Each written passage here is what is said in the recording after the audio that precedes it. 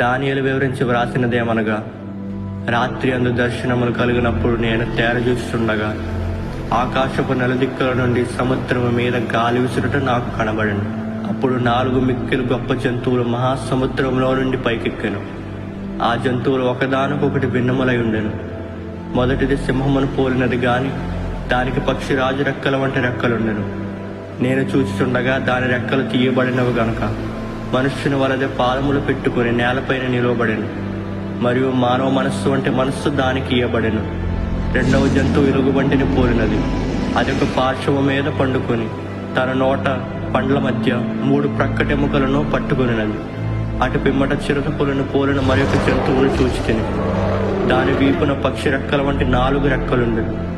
దానికి 4 తలలుండెను. దానికి ఆధిపత్యం ఇవ్వబడెను.